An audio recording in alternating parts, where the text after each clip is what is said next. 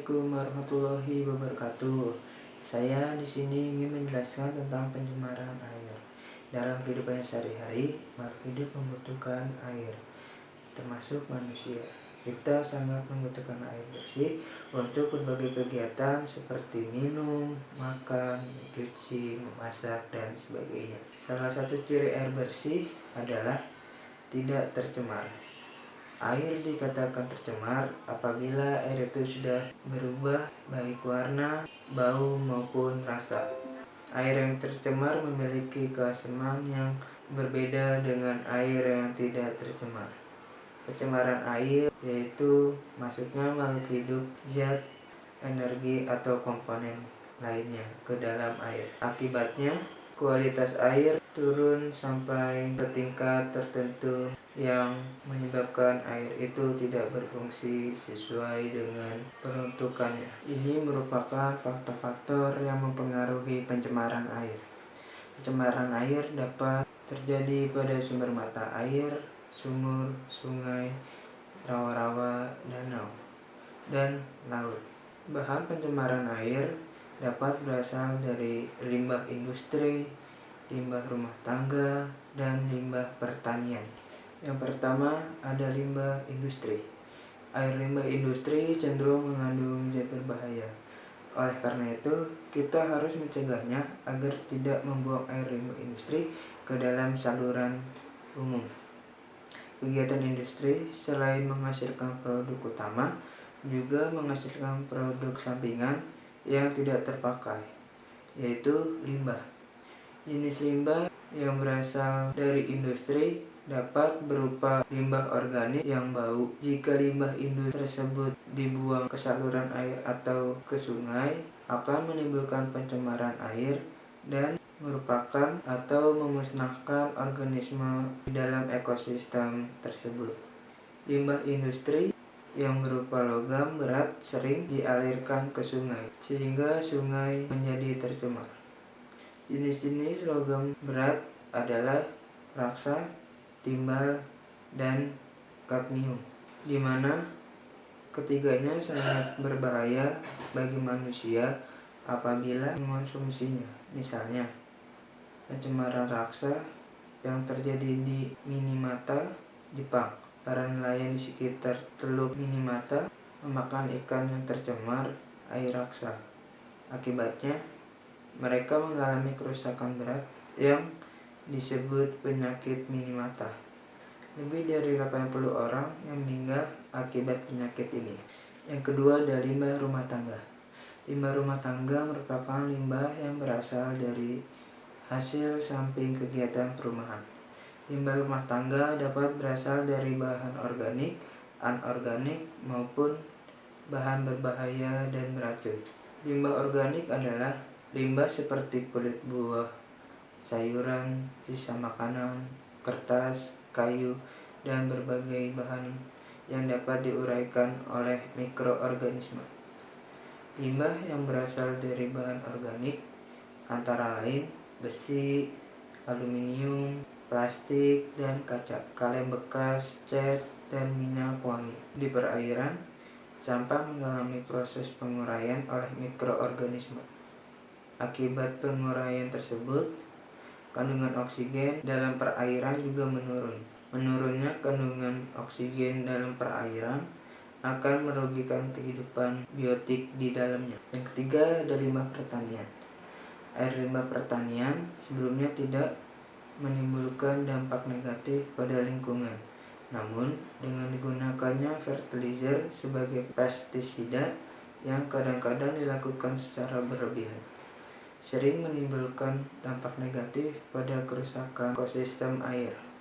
Pada sektor pertaniannya juga dapat terjadi pencemaran air, terutama akibat dari penggunaan pupuk dan bahan kimia pertanian tertentu, seperti insektisida dan herbisida. Limbah bahan berbahaya dan beracun antara lain timbul akibat adanya kegiatan pertanian. Kegiatan pertanian biasanya menggunakan obat-obatan membasmi hama penyakit seperti pestisida, misalnya insektisida. Selain itu, kegiatan pertanian menggunakan pupuk, misalnya urea, penggunaan pupuk secara berlebihan juga dapat menyebabkan suburnya ekosistem di perairan kolam, sungai, waduk, ataupun danau. Pupuk yang tidak terserap ke tumbuhan akan terbuang menuju perairan. Akibatnya, terjadi blooming algae atau tumbuh suburnya gangga di atas permukaan air.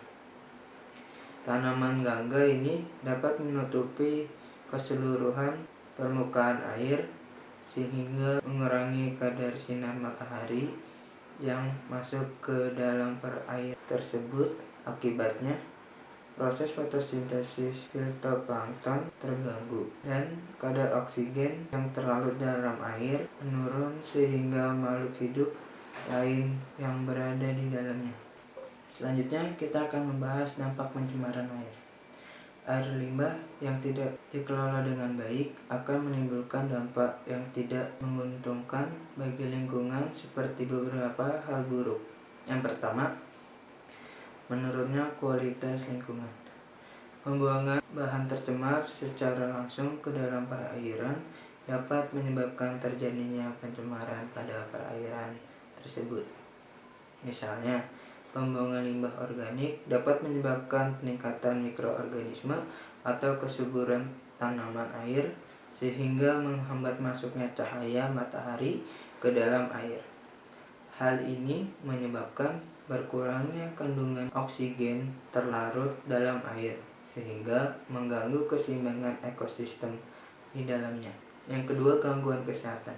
Air limbah yang tidak dikelola dengan baik akan menimbulkan berbagai penyakit. Tidak menutup kemungkinan di dalamnya air limbah tersebut mengandung virus dan bakteri yang menyebabkan penyakit. Air limbah juga bisa digunakan sebagai sarang nyamuk dan lalat yang dapat membawa penyakit tertentu. Yang ketiga, ada pemekatan hayati. Apabila suatu perairan tercemar oleh bahan beracun itu dapat menserap ke dalam tubuh alga atau mikroorganisme lainnya. Selanjutnya, hewan-hewan kecil akan memakan alga tersebut. Kemudian zooplankton dimakan oleh ikan-ikan kecil dan ikan besar akan memakan ikan kecil. Apabila ikan-ikan besar tersebut ditangkap oleh manusia dan dimakan, maka bahan beracun tersebut akan masuk ke dalam tubuh manusia. Selanjutnya, ada pengganggu pemandangan. Kadang-kadang air limbah mengandung polutan yang tidak mengganggu kesehatan dan ekosistem, tetapi mengganggu pemandangan kota. Meskipun air yang tercemar tidak menimbulkan bau, perubahan warna air mengganggu pemandangan mata kita. Hal ini tentu mengganggu kenyamanan dan keasrian kota. Penanggulangan pencemaran air. Pengendalian penanggulangan pencemaran air di Indonesia telah melalui Peraturan Pemerintah Nomor 82 Tahun 2001 tentang pengelolaan kualitas dan pengendalian pencemaran air. Secara umum, hal ini meliputi pencemaran air baik oleh instansi ataupun non-instansi. Salah satu upaya serius yang telah dilakukan pemerintah dalam pengendalian pencemaran air melalui program Kali Bersih atau Prokasi. Program ini merupakan upaya untuk menurunkan beban limbah cair khususnya yang berasal dari kegiatan usaha skala menengah dan besar, serta dilakukan secara bertahap untuk mengendalikan beban pencemaran dan sumber-sumber lainnya. Program ini juga berusaha untuk menata pemukiman di bantaran sungai dengan melibatkan masyarakat setempat. Pada prinsipnya, ada dua usaha untuk menanggulangi pencemaran, yaitu penanggulangan secara non-teknis dan secara teknis. Penanggulangan secara non-teknis yaitu suatu usaha untuk mengurangi pencemaran lingkungan dengan cara menciptakan peraturan perundang-undangan yang dapat merencanakan, mengatur, dan mengawasi secara bentuk kegiatan industri dan teknologi sehingga tidak terjadi pencemaran. Peraturan perundangan ini hendaknya dapat memberikan gambaran secara jelas tentang kegiatan industri yang akan dilaksanakan, Misalnya meliputi AMDAL, pengaturan dan pengawasan kegiatan dan menanam perilaku disiplin.